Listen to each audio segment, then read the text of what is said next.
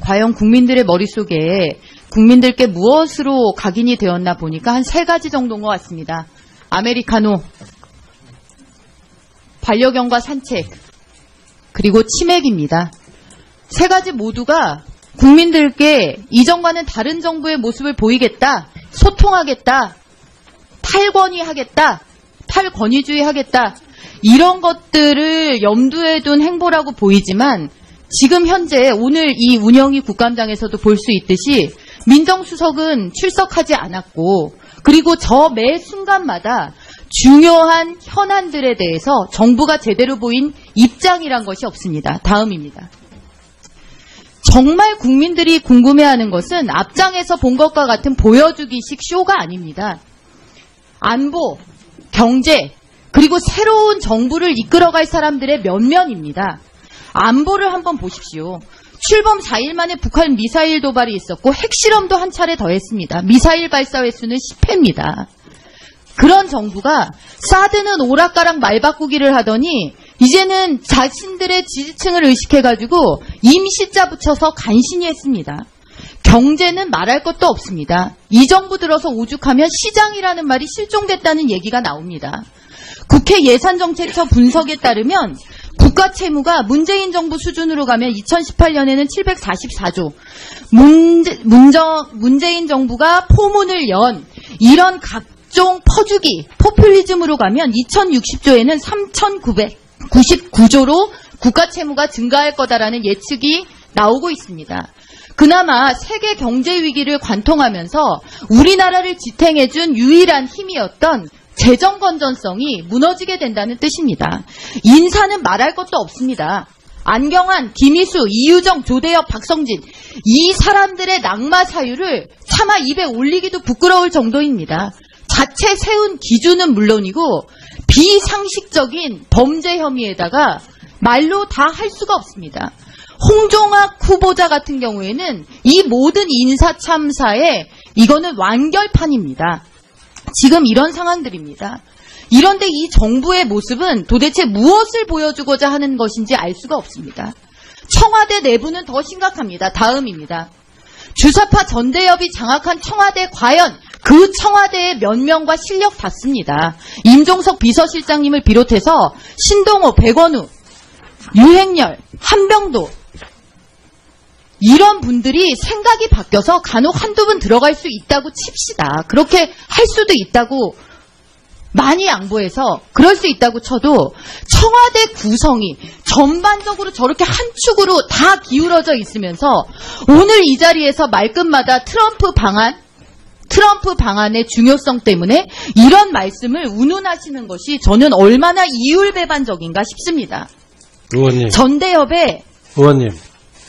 말씀 들으시고 하십시오. 전대협의 전문가, 네, 다 들으신 다음에 하십시오.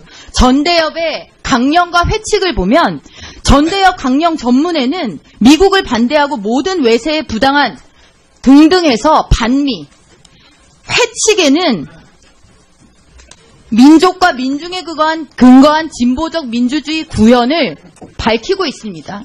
지금 청와대에 들어가 있는 전대협의 많은 인사들이 이런 사고에서 벗어났다는 어떠한 증거도 없습니다. 이런 사람들이 트럼프 방안에 대해서 얘기를 한다? 과연 트럼프 방안에 맞춰서 반미 운동하겠다, 시위하겠다라고 하는 분들의 생각과 무엇이 다른지 알 수가 없습니다. 더더군다나 지금 그 전대협에서 얘기한 이 진보적 민주주의는 헌법재판소에서 통진당 해산 판결의 주요 이유였습니다. 이것이 북한식의 사회주의를 추종하는 것이다. 이런 것에 대해서 전혀 입장 정리도 안 되신 분들이 청와대 내에서 일을 하시니까 인사참사 발생하고 커피 들고 치맥하는 게 중요한 게 아닌데 그런 거 하느라고 지금 정작 중요한 안보, 경제 하나도 못 챙기는 겁니다. 사회부총리는 더 심각합니다. 이분은 온통 반대한민국적인 주의와 주장으로 점천될 길을 걸었고 국회에서 그렇게 많은 부적격 사유를 제시했음에도 불구하고 인사 강행됐습니다. 이런 분이 교육부총리로 교육을 틀어지고 있습니다. 이것에 대해서도 청와대는 아무런 입장과 국민들에 대한 최소한의 설득 노력도 하고 있지 않습니다. 다음입니다. 넘어가 주십시오. 다음입니다. 자, 문정인 대통령 외교안보 특보 이분 발언도 지금 제가 말씀드린 전대협 방식의 사고방식과 전혀 다르지 않습니다. 김상곤 부총리 외교안보 특보 저 발언 내용들이 지금 저게 북한의 대변인이지 이게 지금 우리나라 안보 초유의 안보 상황에 대통령을 보좌하는 특별 보좌역의 입에서 나올 수 있는 얘기입니까? 핵보유국 동결전제 한미훈련 중단 정전협정을 평화협정으로 전환해야 된다. 사드가 해결되지 않으면 한미동맹 깨진다는 인식이 있는데 그렇다면 무슨 그게 동맹이냐. 남북대화하는데 북미대화 조건과 맞출 필요는 없다. 보좌 받을 예의 지키십시오. 예의 지키십시오. 이런 사람 보좌를 받으려고 하는 것입니까? 이런 식의 보좌를 받으시려고 뽑아놓은 거 아닙니까? 얘기하는데. 자, 질의가 진행되지 않습니다. 잠깐만 중단해 주십시오. 의원님들 질의 자, 중이기 때문에 일단 이렇게 바랍니다. 문제투성이에 청와대에서 정책을 입안하고 그것을 각 부처에 하달을 하면서 하니까 지금 이 정부에 대해서 불신이 싹트는 겁니다. 특히나 이 정부의 대북관과 대미관에 대해서는 전혀 신뢰할 수가 없습니다. 그리고 심지어 정의용 안보실장님, 도대체 문정인 특보의 이런 발언에 송영무 장관은 왜 보내신 겁니까? 네? 답변 드려요? 자, 답변해 주시죠. 실장님부터 답변해 주시죠. 저부터 답변 드릴까요? 아니, 비서실장님. 의원님 말씀에 매우 유감입니다. 제가 5공화국, 6공화국 때 자, 질의에 대한 답변 시간이기 때문에 답변만 듣겠습니다. 저는 전희경 의원님 말씀에 매우 모욕감을 느끼고 아주 강력한 유감의 뜻을 표합니다. 5공화국, 6공화국 때 정치 군인들이 광주를 짓밟고 민주주의를 유린하고 할 때 제가 의원님께서 어떻게 사셨는지 살펴보지는 않았습니다. 그러나 지금 의원님께서 거론하신 대부분의 그 사람들이 일단은 제 답변 인생을 걸고 삶을 걸고 민주주의를 위해서 노력했습니다. 의원님께서 그렇게 말씀하실 정도로 부끄럽게 살지 않았습니다. 의원님들 잠깐만요. 양쪽 의원님들. 자, 지금은 답변을 듣는 시간이고요. 답변을 듣고 나서 필요하면 의사진행 발언을 해주시기 바랍니다. 잠깐만요. 자, 지금은 그게 질입니까? 의원님, 그게 질입니까, 그럼? 매우 유감입니다. 국민의 대표답지 않게 질의하니까 그렇죠. 국민의 대표답지 않게 질의하니까 답변 드리는 겁니다. 무슨 말씀들을 그렇게 하시는 겁니까? 충분히 국회를 존중하고 저도 최선을 다해서 인내하고 답변해 왔습니다. 김선동 판사님, 무슨 말씀을 그렇게 하십니까? 잠깐만 앉으세요. 일단 앉으세요. 자, 의원님들 잠깐만. 자, 의원님들 잠깐만요. 의원님들 잠시만요. 자, 예, 잠깐만요. 우선 이렇게 하겠습니다. 우선은 질의나 답변 시간이 있기 때문에 답변을 짧게 하시고 의사진행 발언을 드릴 테니까요. 일단 답변을 마저 짧게 두 분께서 해주시기 바랍니다. 더 답변할 필요는 느끼지 않습니다. 예. 답변을 못 하시겠죠? 자, 예, 안보실장님도 아까 질의를 받으셨으니까. 안보실장 답변 드리겠습니다. 네. 저도 전희경 의원님 질의에 상당히 유감스럽게 생각을 합니다. 문재인 정부는 역대 어느 정부보다도 매우 어려운 아주 최악의 외교 안보 환경을 전 정부로부터 인수를 받았습니다.